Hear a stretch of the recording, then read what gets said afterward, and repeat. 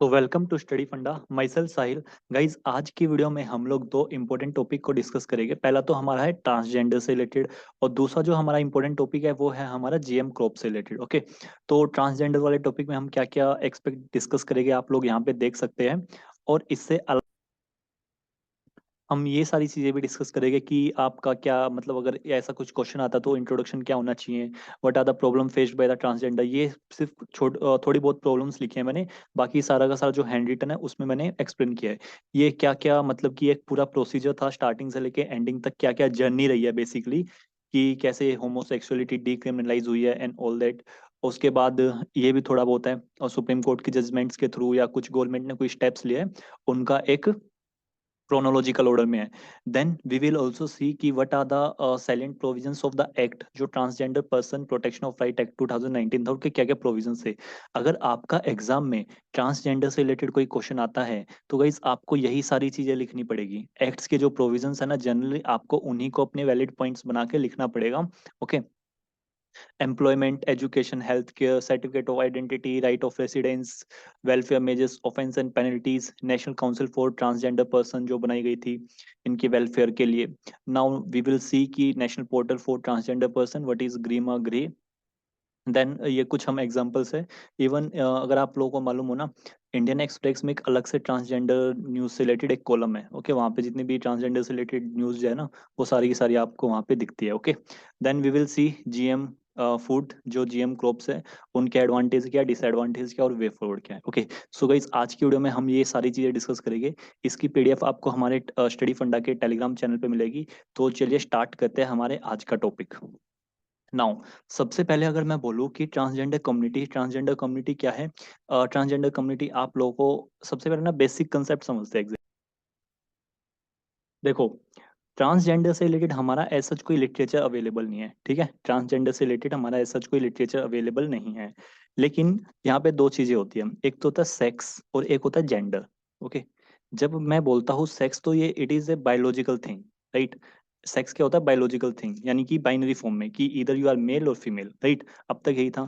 Gender क्या होता है, जेंडर ये होता है कि जो तुमको ओरिएंटेशन दी गई है, फॉर एग्जांपल सेक्सुअली और तुम्हारा जेंडर दोनों अलग अलग है। जेंडर क्या होता है, जेंडर आप ऐसे ऐसे समझ लो तुम खुद को एक्सप्रेस कैसे कर रहे हो सकता है बायोलॉजिकली तुम मेल हो बट तुम खुद को एक्सप्रेस एज ए फीमेल कर रहे हो। आर यू गेटिंग इट, मैं क्या बोल रहा हूँ, ठीक है। तो एक बेसिक कॉमन सा डिफरेंस होता है सेक्स और जेंडर के बीच में। नाउ एक टर्म होती है ट्रांस सेक्सुअल और एक टर्म होती है ट्रांसजेंडर। अब इसमें क्या डिफरेंस है सर। ट्रांससेक्सुअल क्या होती है, ट्रांससेक्सुअल एक टर्म होती है, ये होती है मतलब कि ऐसे समझ लो कि तुम मेल थे और तुम लाइक खुद को एक्सप्रेस करे थे फीमेल की तरह। ठीक है, बाद में तुमने सर्जरी करवा ली एंड सर्जरी के थ्रू नाउ तुम फीमेल में कन्वर्ट हो चुके हो, तो this is called transsexual. I hope आप लोगों को समझ में आ गया होगा। ट्रांसजेंडर क्या होता है, ट्रांसजेंडर होता है कि आपका जो सेक्स है, यानी कि for example you are male and तुम खुद को एक्सप्रेस करते हो as a female. I hope आप लोगों को ये जो ट्रांससेक्सुअल एंड ट्रांसजेंडर में क्या क्या डिफरेंस है वो समझ में आ गया होगा। चलिए आगे बढ़ते हैं। नाउ यहाँ से आप लोग पढ़ सकते हैं कि ट्रांसजेंडर कम्युनिटी भारत में अभी भी जो प्रिजुडिस होती है उसको फेस करती है। जो टर्म ट्रांसजेंडर है वो refer to all these who differ in behaviour, अपने बिहेवियर में अपीयरेंस में from the usual gender stereotype. ठीक है, it include transsexual, trans vestiges, cross dressers, okay, मतलब I'm might be pronouncing it very wrong, ठीक है। Intersex individual and gender queers. In Indian context, it also includes social identities such as Hijras, Kinnars, Aravanis, Jogtas, Shivshaktis, Aradhis. Okay, तो ये सारे के सारे कुछ keywords है जो आप लोग देख सकते हैं। या तो आप लोग अपना इंट्रोडक्शन ऐसे स्टार्ट कर सकते हैं या फिर डब्ल्यू की डेफिनेशन से स्टार्ट कर सकते हैं कि जो उनको जेंडर असाइन किया गया है, मतलब कि जो उनको जेंडर असाइन किया गया है उसके अपोजिट, ठीक है, वो खुद को एक्सप्रेस करते हैं उस वे में। या फिर आप लोग सेंसस से स्टार्ट कर सकते हैं। जो हमारा 2011 का सेंसस है वो ये बोलता है कि ट्रांसजेंडर की जो पॉपुलेशन है वो 4.9 लाख है। ओके, तो आप लोग यहाँ से भी स्टार्ट कर सकते हैं या आप लोग स्टार्ट कर सकते हैं कुछ गवर्नमेंट की रिसेंट एक्टिविटी से रिलेटेड। फॉर एग्जांपल अगर गवर्नमेंट ने कोई रिसेंट स्टेप लिया है तो उसके कॉन्टेक्स्ट में भी आप लोग इसको स्टार्ट कर सकते हैं। फॉर एग्जांपल अभी सेम सेक्स मैरिज जो ये केस है ये सुप्रीम कोर्ट में भी चल रहा है, राइट। तो अगर कल को इस पर जजमेंट आती है और सुप्रीम कोर्ट इसको अलाउ करती है तो तुम इससे स्टार्ट कर सकते हो अपना इंट्रोडक्शन। आई होप आप लोगों को समझ में आ रहा होगा कि आप अपना इंट्रोडक्शन किस किस वे में स्टार्ट कर सकते हैं। Is that clear. चलिए आगे बढ़ते हैं। Now what are the problems that are faced by the transgender. सबसे पहला तो हो गया सोशल स्टिग्मा, ठीक है, मतलब कि बचपन से ही उनको एक तरह से सोसाइटी से सेग्रीगेटेड रखा जाता है and lack social integration. Next हो गया education, they lack access to the formal education, further there is a lack of special schools for them. Obvious सी बात है, मतलब कि ट्रांसजेंडर के लिए कोई स्पेशल स्कूल्स नहीं होते। और इवन स्टार्टिंग में ही अगर फॉर एग्जांपल हमने मतलब कि अगर आप लोगों ने सोसाइटी में देखा भी होगा कि अगर कोई स्कूल में वियर्ड एक्ट कर रहा है तो हम उसको गलत गलत नामों से प्रोनाउंस करना स्टार्ट कर देते हैं, राइट। एम्प्लॉयमेंट, एम्प्लॉयमेंट क्या, they represent less than 1% of the total workforce, okay. और इवन एक वर्ल्ड बैंक की रिपोर्ट है, वो ये बोलती है कि हम ना ट्रांसजेंडर के अगेंस्ट जो डिस्क्रिमिनेशन करे ना, उसकी वजह से $32 बिलियन का नुकसान हो रहा है हर साल एनुअली, ठीक है। Okay, now they are shunned by their own family, यानी कि उनकी जो खुद की फैमिली है वो उनको छोड़ देती है, ठीक है, मतलब कि बाहर छोड़ देती है, समथिंग लाइक दैट। उनको घर में रहना अलाउ नहीं होता, अगर घर में रहना अलाउ भी होता है तो उनपे एक तरह से मेंटल टॉर्चर किया जाता है, मतलब कि बहुत कम फैमिलीज होती है जो कि सपोर्ट करती है। नेक्स्ट हो गया politics and decision making process have been out of their reach, clear है, ओके। मतलब कि ऑब्वियस सी बात है भाई, वो सोसाइटी में उनको अपनी पहचान ही बताने में इतनी प्रॉब्लम्स आती है, तो पॉलिटिक्स और डिसीजन मेकिंग प्रोसेस में तो काफी दूर की बात है उनकी। आई होप आप लोगों को समझ में आ रहा होगा मैं क्या बोल रहा हूँ, ओके। नाउ हम लोग थोड़ी जर्नी देख लेते हैं कि इनकी जर्नी स्टार्ट कैसे हुई। 1994 में एबीवीए एक एनजीओ था, उन्होंने दिल्ली हाई कोर्ट में एक पेटिशन फाइल की जहां पे उन्होंने बोला था जो सेक्शन 377 है जो कि क्रिमिनलाइज करता है होमोसेक्सुअलिटी को, इसको डिक्रिमिनलाइज किया जाए, ठीक है। उसके बाद 2001 में एक पीआईएल डाली गई, ठीक है, पब्लिक इंटरेस्ट लिटिगेशन, नाज फाउंडेशन के द्वारा दिल्ली में, दिल्ली हाई कोर्ट में। और इनका मानना ये था कि जो 1862 से एक्ट चला आ रहा है सेक्शन 377, इसको एक तरह से खत्म किया जाए, ठीक है, रिपील किया जाए ना। 2008 4 से 8 तक लेके जो हाई कोर्ट है वो पेटिशंस को डिसमिस करता रहा, लेकिन जो एक्टिविस्ट है वो बार बार सुप्रीम कोर्ट, हाई कोर्ट कैसे चक्कर लगाते रहे, ठीक है। और सेंटर भी जो है एक तरह से एफिडेविट, कॉन्ट्राडिक्टरी एफिडेविट डालता रहा कि this is like not natural, ठीक है, इमोरल है, ओके। तो इस तरह के, तो बाद में 2 जुलाई 2009 को दिल्ली हाई कोर्ट ने होमोसेक्सुअलिटी को डिक्रिमिनलाइज कर दिया नाज फाउंडेशन केस में।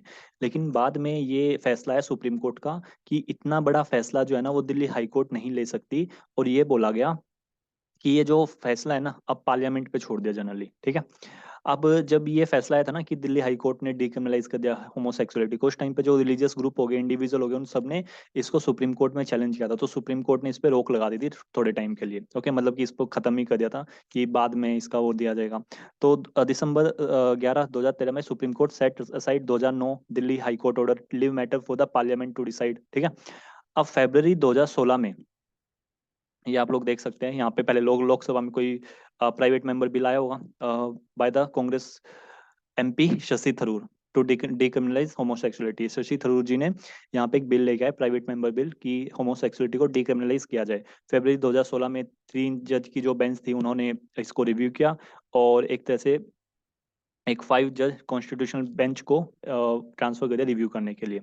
अब उसके बाद अगस्त 2017 में सुप्रीम कोर्ट ने वो पुट्टा स्वामी जो जजमेंट आई थी राइट टू प्राइवेसी वाली, वो आ गई थी यहाँ पे, ठीक है, ओके। और सुप्रीम कोर्ट ने यहाँ पे अपहोल्ड किया right to privacy, says sexual orientation is an essential component of identity. मतलब कि सेक्सुअल आइडेंटिटी आइडेंटिफिकेशन आपकी ऐसे नहीं होनी चाहिए, वो उसकी बाइनरी नहीं होनी चाहिए, इधर मेल और फीमेल। आप लोगों ने देखा होगा पहले क्या होता था, पहले जब जो ट्रांसजेंडर कम्युनिटी इनको कोई फॉर्म भी भरना होता था ना, उनको वहां पे खुद को एज ए या तो मेल कंसिडर करना पड़ता था या फीमेल, यानी कि ट्रांसजेंडर नाम की कोई कैटेगरी नहीं थी।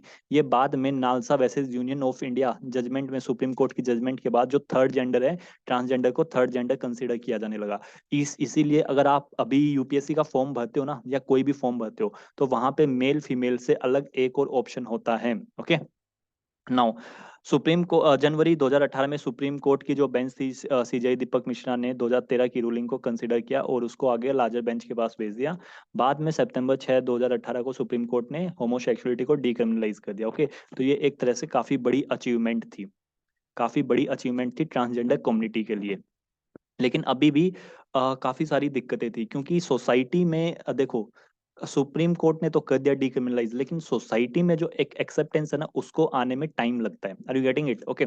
तो अभी भी इसकी वजह से ना जो ये है ना, आई मीन ट्रांसजेंडर्स है, ये काफी ज्यादा प्रॉब्लम्स फेस करते हैं। और अभी जो सेम सेक्स मैरिज है अभी भी वो एक तरह से लीगलाइज नहीं की है, सेम सेक्स मैरिज को अभी भी लीगलाइज नहीं किया है, और यही मैटर आपका भी सुप्रीम कोर्ट में चल रहा है, क्लियर है।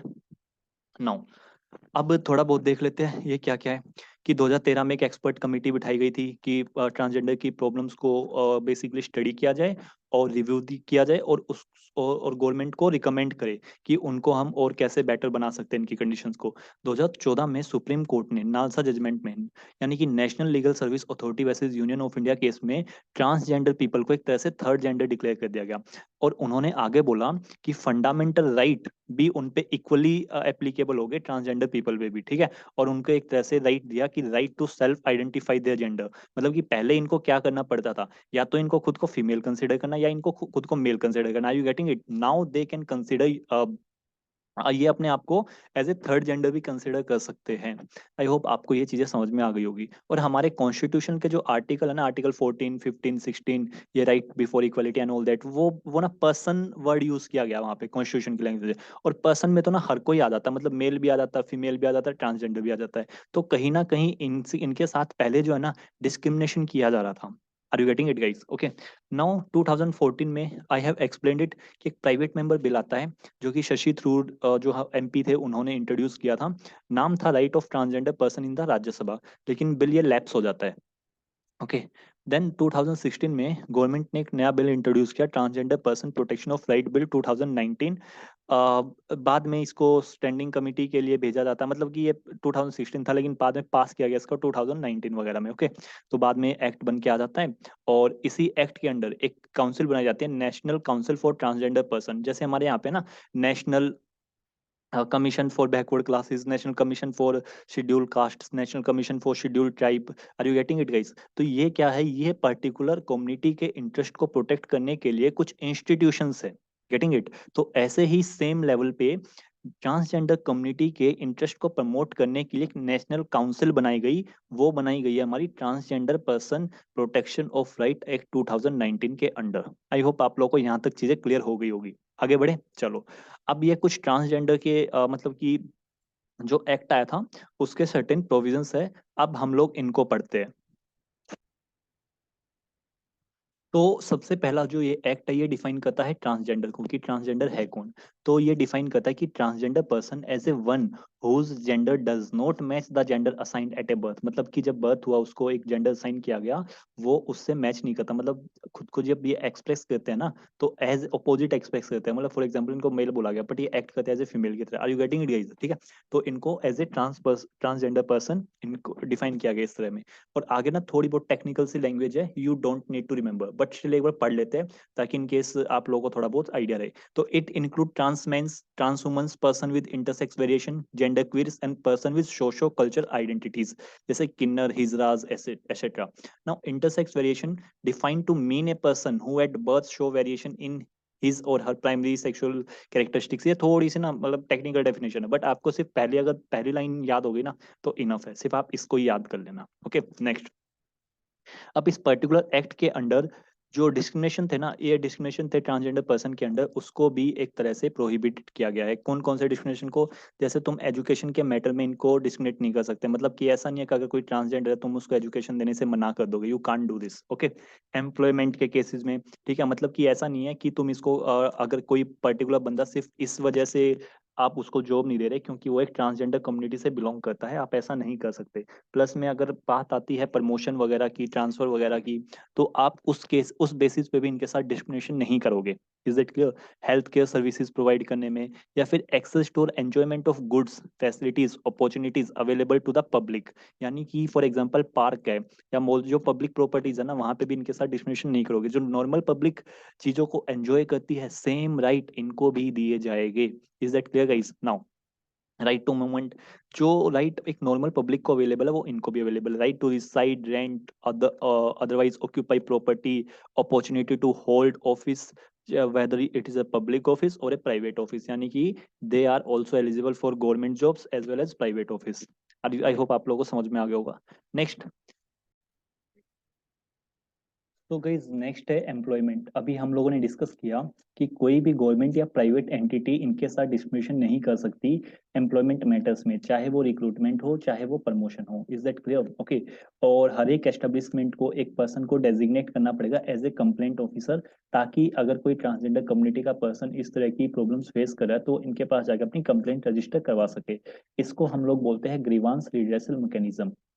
Next education, we have already seen it, ठीक है, कि एजुकेशन के मामले में कोई भी डिस्क्रिमिनेशन नहीं किया जाएगा।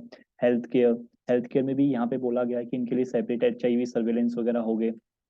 ओके। नेक्स्ट, और इनके लिए गवर्नमेंट जो है एक मेडिकल इंश्योरेंस स्कीम्स वगैरह भी एक्सटेंड करेगी। जो मेडिकल इंश्योरेंस स्कीम्स होती है ना ट्रांसजेंडर के लिए भी एक्सटेंड की जाएगी। Certificate of identity for a transgender person, district magistrate को पास तुम जाके एप्लीकेशन देके खुद को एज ए ट्रांसजेंडर तुम लोग मतलब कि एक आइडेंटिटी ले सकते हो अपनी कि तुम एक ट्रांसजेंडर हो। ओके, अप्लाई करके। Right of residence, every transgender person shall have the right to reside and included in his household, मतलब कि उसके जो हाउस वाले ना वो उनको डिस्क्रिमिनेशन नहीं कर सकते। लेकिन if the immediate family is unable to care for the transgender person, the person may be placed in a rehabilitation center on the order of a competent court। मतलब कि ऐसा नहीं है कि वो उनको वो नहीं कर सकते कि घर से बाहर नहीं निकाल सकते, तो ये घर में तो रखे पर उनको टॉर्चर करते रहे, तो वो वाला सीन भी नहीं चलेगा। Are you getting it? Okay. Next है welfare measures by the government. Government ने कुछ वेलफेयर मेजर्स लिए इनके लिए, ताकि इनका फुल इंक्लूजन हो सके, फुल इंक्लूजन हो सके सोसाइटी में, और जो पार्टिसिपेशन है उनका सोसाइटी में बढ़ सके।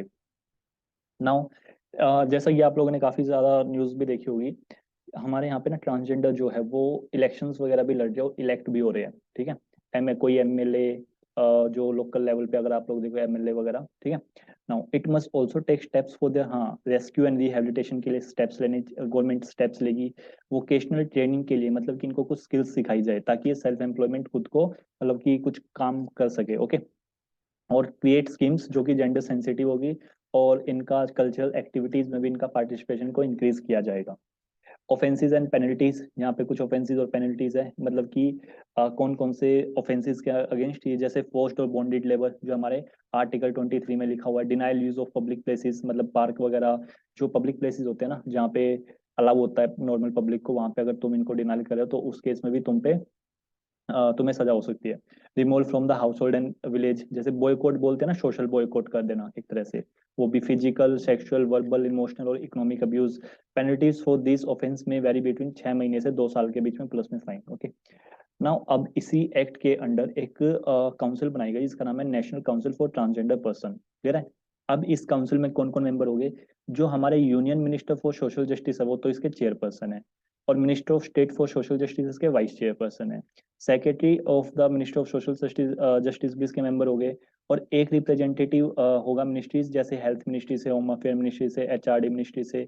प्लस में इसमें 5 मेंबर जो है वो ट्रांसजेंडर कम्युनिटी से होंगे। 5 मेंबर आपको ट्रांसजेंडर कम्युनिटी से देखने को मिलेगा। 5 एक्सपर्ट आपको नॉन गवर्नमेंटल ऑर्गेनाइजेशन जो NGO वगैरह होते हैं वहां से देखने को मिलेंगे। इसमें आपको नीति आयोग के भी रिप्रेजेंटेटिव देखने को मिलेंगे, और नेशनल ह्यूमन राइट कमीशन के भी, ताकि इनके ह्यूमन राइट को भी इंश्योर किया जा सके। आई होप गाइस आप लोगों को ये चीजें समझ में आ गई होगी। नाउ जैसे गरिमा गृह, ये क्या है? ये जो ट्रांसजेंडर पर्सन है ना उनको जो बेसिक एमिनिटीज है, शेल्टर हो गया, रहने के लिए जगह, खाना, मेडिकल केयर, रिक्रिएशनल फैसिलिटीज, ये सारी की सारी इनको प्रोवाइड की जाएगी यहाँ पे। और एक है national portal for transgender person. इसमें क्या है कि तुम डिजिटली अप्लाई कर सकते हो सर्टिफिकेट के लिए और अपने आइडेंटिटी कार्ड के लिए। ओके। ताकि मतलब कि जो preventing any physical interaction with the officials, क्योंकि कहीं ना कहीं वहां पे भी इनके साथ डिस्क्रिमिनेशन हो सकता है। क्लियर है? ओके। ओके, आगे बढ़े। ये किसके लिए? ताकि अपने एप्लीकेशन स्टेटस को ट्रैक कर सके कि रिजेक्ट है, एक्सेप्ट है, कुछ grievance mechanism, overall transparency ensure होगी। अब हम लोग देखते हैं ये क्या क्या प्रॉब्लम्स को फेस करते हैं ट्रांसजेंडर कम्युनिटी। तो ट्रांसजेंडर कम्युनिटी हमारे यहाँ पे पॉपुलेशन कितनी है? अकॉर्डिंग टू सेंसस 2011 जो पॉपुलेशन है वो है ये क्या नाम है, 4.9 लाख। ठीक है। प्रॉब्लम्स क्या क्या है, क्या क्या प्रॉब्लम्स इनको फेस करनी पड़ती है? अगर हम लोग हेल्थ, तो सबसे पहले तो हमने डायमेंशंस में देखेंगे। सोशल प्रॉब्लम क्या है हेल्थ में? मेंटल हेल्थ इशू, ठीक है। उसके बाद लैक ऑफ एक्सेस, किस चीज का लैक ऑफ एक्सेस, हेल्थ का, और कुछ यूनिक चैलेंजेस हो गए जैसे टॉयलेट्स हो गया और HIV एड्स वगैरह हो गए, इस तरह की प्रॉब्लम्स को फेस करनी पड़ती है। आइसोलेशन एंड डिस्क्रिमिनेशन, कभी कभी इनके जो पेरेंट्स है वही इनको छोड़ देते हैं जहाँ पे मतलब इनको रहना अलाउड नहीं होता किसी पर्टिकुलर मोहल्ले में, गाँव में, जिसको हम बोलते हैं in short social boycott, social boycott. Next violence, violence के तो काफी ज्यादा केसेस आपको देखने को मिलते ही होंगे। Education and access to public facilities, आगे बढ़े चलो। पॉलिटिकल लेवल पे क्या क्या प्रॉब्लम्स है, lack of participation in different spheres, चाहे वो पार्लियामेंट हो, जुडिशरी हो, या जितने भी इंस्टीट्यूशंस है वहां पे इनका पार्टिसिपेशन बिल्कुल ही नेग्लिजिबल है। वायलेंस ऑफ राइट, ठीक है, वोट एंड मैरिज, जो इनके वायलेशंस, वायलेशंस ऑफ राइट्स, मतलब कि जो फॉर एग्जांपल अभी भी जो सेम सेक्स मैरिज है उसको अभी अलाउ नहीं किया है, आर यू गेटिंग इट, और अभी यही केस हमारा सुप्रीम कोर्ट में चला जिस कॉन्टेक्स्ट में ट्रांसजेंडर न्यूज में है, जिसकी वजह से मैं टॉपिक कवर करवा रहा हूँ आप लोग। कल को अगर कोई न्यूज आती है तो आप इसमें वैल्यूएशन कर सकते हैं, आपका ये टॉपिक होलिस्टिकली कवर हो जाएगा इसके बाद। नाउ पॉलिटिकल, उसमें discrimination in policy and legal discourse, ठीक है, मतलब कि जो ट्रांसजेंडर सेंसिटिव पॉलिसीज होती है ना, अभी भी कहीं ना कहीं वो मिसिंग है, अगर कोई वो पॉलिसी होती भी है तो उसका इम्प्लीमेंटेशन अच्छे से नहीं हो पाता, उसका एक डिजायर्ड रिजल्ट नहीं मिल पा रहा है। इकोनॉमिक्स एंगल से देखेंगे तो हम लोग, जो हाई रेट ऑफ अनएम्प्लॉयमेंट है वो आपको देखने को मिलेगा इनमें, पॉवर्टी देखने को मिलेगा, हायरिंग, प्रमोशनल डिस्क्रिमिनेशन, ये मतलब कि यहाँ पे भी चीज देखने को मिलेगी इनमें, डिस्क्रिमिनेशन, वेजेस इनइक्वालिटी, ठीक है, जैसे मैन मेल फीमेल में होता है ना वेजेस इनइक्वालिटी, वैसे यहाँ पे ट्रांसजेंडर में भी देखने को मिलेगी। Lack of self identification, because अभी भी कुछ मतलब जो होता है ना कि एक सोशल स्टिग्मा कहीं ना कहीं अटैच्ड रहता है, क्योंकि ये तो 4.9 लाख तो वो है शायद जिन्होंने डिक्लेयर किया होगा, लेकिन अगर कोई बंदा मतलब खुद को ट्रांसजेंडर डिक्लेयर कर रहा है या नहीं कर रहा है, काफी सारे फैक्टर्स होते हैं ना सोसाइटी के आसपास, are you getting it guys, तो एक्चुअल फिगर तो ज्यादा ही होगा, ऑब्वियस सी बात है, ठीक है। आगे बढ़े चलो। अब इंपॉर्टेंस क्या है राइट की, कॉन्स्टिट्यूशन लेवल पे इंपॉर्टेंस क्या है कि पॉलिटिकल रिप्रेजेंटेशन में अगर हमको इनका इंश्योर करना है तो हमें इनको राइट्स देने पड़ेंगे, प्लस कॉन्स्टिट्यूशन प्रोविजन जैसे आर्टिकल 14 हो गया कि वहां पे पर्सन लिखा हुआ तो इक्वलिटी बिफोर लॉ, कानून के सामने सब इक्वल है चाहे वो ट्रांसजेंडर ही क्यों ना हो। आर्टिकल 15, आर्टिकल 16, आर्टिकल 19, आर्टिकल 21, ये सारे के सारे राइट्स का कहीं ना कहीं वायलेशन किया जाता है। इकोनॉमिक एंगल से देखे, ये तो राइट टू प्रोफेशन, ऑब्वियस सी बात है, मतलब कि इनको राइट टू प्रोफेशन का वो नहीं दिया जाता, मतलब कि अगर तुमको इंश्योर करना ना कि ये कोई भी काम कर सके तो इनको राइट दो प्रॉपर, ठीक है। इकोनॉमिक कंट्रीब्यूशन भी इनका इंश्योर करना चाहिए, क्योंकि वर्ल्ड बैंक की रिपोर्ट है कि डिस्क्रिमिनेशन की वजह से 32 बिलियन जो डॉलर है उसका लॉस हो जाता है हर साल एनुअली, ठीक है। सोशल एंगल में देखोगे तो एक्सेस टू एजुकेशन, हेल्थ को प्रमोट, अगर तुमको ये सब देना तो इनके राइट इंश्योर करने पड़ेंगे। ड्रग यूज एंड क्राइम्स, मतलब कि एक जो होता है ना सोलिट्यूड की सेंस में जाके, जैसे कि तुम्हारी मतलब एक बंदा है ट्रांसजेंडर कम्युनिटी से बिलोंग करता है, उनकी फैमिली ने उसको घर से बाहर निकाल दिया, ठीक है, तो कहीं ना कहीं एक स्टिग्मा उसके साथ अटैच्ड हो जाएगा, आर यू गेटिंग इट, मतलब कहीं ना कहीं उसके माइंड में वो गलत रास्ते पे जा सकता है, जैसे ड्रग यूज हो गया, क्राइम्स हो गया, एक्सेस टू पब्लिक वेलफेयर, ये सब हम लोग कर चुके हैं। Now we will see what are the measures, constitutional measures, article 14, 15, 16, 19, 21, 23, we have already seen it, ठीक है। Legal provision, transgender person act 2019, अभी के अभी हमने थोड़ी देर पहले इस एक्ट को काफी डिटेल में कवर किया है। नेक्स्ट जुडिशियल केसेस, एक नवतेज सिंह जौहर वैसे यूनियन ऑफ इंडिया 2018, जिसमें सेक्शन 377 को क्या कर दिया गया, डिक्रिमिनलाइज कर दिया गया, और नालसा वैसे यूनियन ऑफ इंडिया 2014, जहां पे एक थर्ड जेंडर का कंसेप्ट आया, ओके। नाउ यहाँ पे कुछ पॉजिटिव ट्रेंड्स है, ये दो तीन नाम है, इनको आप याद कर सकते हैं, जैसे शबनम मोशी, शबनम मोशी कौन है, first transgender Indian to be elected as a public, elected to public office, यानी कि MLA थी ये, और ये इलेक्ट हुई थी कहाँ से, मध्य प्रदेश से, कब, 1998 से 2003 तक वहाँ की MLA रही है, क्लियर है, ओके। और हिजराज और granting voting 1994 in India. Next है अप्सरा रेड्डी, अप्सरा रेड्डी एक ट्रांस वुमन है, इंडियन ट्रांस वुमन है, पॉलिटिशियन, जर्नलिस्ट है, ठीक है, आप लोग इसको पढ़ सकते हैं। और एक है ये आप लोग नाज Joshi, Joshi won the Miss World Diversity Beautiful present 3 times in a row. She is India's first transgender cover model. ठीक है, she is the world's first trans woman to win an internationally beauty present with cisgender woman. Okay, I hope आप लोगों को ये चीजें समझ में आ गई होगी कुछ ना। आप लोगों के पास ना केस स्टडी भी होनी चाहिए लिखने के लिए, मैं कहने का मेन पर्पज ये था, तो इसीलिए मैंने ये चीजें यहाँ पे वैल्यू एडिशन कर दी। आई होप गाइस आप लोगों को ये ट्रांसजेंडर वाला जो टॉपिक है एज होलिस्टिकली आप लोगों को कवर हो गया होगा, एंड आई होप अब आप लोग इस पे जो 300 वर्ड्स है वो आसानी से लिख सकते हैं, ओके। तो हमारा नेक्स्ट टॉपिक जो है वो है हमारा GM क्रॉप से रिलेटेड, इसको डिस्कस करते हैं। तो GM क्रॉप्स कौन से होते हैं, मतलब कि फॉर एग्जांपल कोई पर्टिकुलर क्रॉप है, ठीक है, अब कोई पर्टिकुलर क्रॉप है, ये क्या है, इस पे पेस्ट अटैक होते रहते हैं, पेस्ट अटैक होते रहते हैं, या इसको कोई और मतलब कोई और भी दिक्कत होती रहती है इस क्रॉप में। तो हमने क्या किया, हमने इस पर्टिकुलर क्रॉप के जीन्स को चेंज कर दिया, जीन्स को क्या कर दिया, मॉडिफाई कर दिया। इसके जीन्स को मॉडिफाई करके हमने ऐसा कर दिया कि अब इस पे पेस्ट अटैक ना हो सके।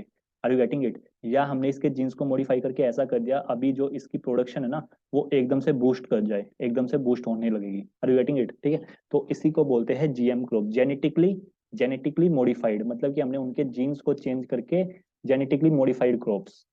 क्लियर है? बेसिक क्लियर है? चलो पढ़ते हैं। GM foods are derived from the plant whose gene are artificially modified usually by the inserting genetic material from another organism in order to give it a new property such as ताकि इनकी yield को increase किया जा सके, tolerance को बढ़ाया जा सके हर्बिसाइड से, और जो डिजीज वगैरह होता है उससे रेसिस्टेंस क्रिएट की जा सके, और ड्रोट से भी रेसिस्टेंस क्रिएट की जा सके। ठीक है, ओवरऑल सिचुएशन के अकॉर्डिंग, मतलब वहाँ का एग्रो क्लाइमेटिक कंडीशंस कैसी है या वहाँ पे क्या क्या प्रॉब्लम है, उनसे डील करने के लिए जीएम क्रॉप्स का यूज किया जाता है। ओके, और इनकी न्यूट्रिशन वैल्यू को प्रमोट करने के लिए इंडिया में जो बेस्ट वैरायटी है जीएम राइस की, वो गोल्डन राइस है। ठीक है, और इंडिया ने ना अब तक, इंडिया हैज अप्रूव्ड कॉमर्शियल, जो कॉमर्शियल कल्टीवेशन है वो सिर्फ और सिर्फ एक क्रॉप का वो किया है, मतलब अलाउ किया है, वो है बीटी कॉटन। ठीक है, बीटी कॉटन ही सिर्फ कमर्शियल कल्टीवेशन अलाउड है, कमर्शियल कमर्शियल कमर्शियल वर्ड पे ज्यादा ध्यान देना। ठीक है, ओके, आगे बढ़े। Now what are the advantages of GM crop? Obvious सी बात है, एडवांटेजेस क्या है, ये सारे के सारे एडवांटेजेस है। क्या क्या एडवांटेजेस है सर? देखो, सबसे पहला तो इससे यील्ड इंक्रीज होती है, पहला एडवांटेज। दूसरा, टॉलरेंस टू द हर्बिसाइड्स, जो हर्बिसाइड्स वगैरह होते हैं उनसे टॉलरेंस क्रिएट होती है। रेसिस्टेंस क्रिएट होता है, किससे?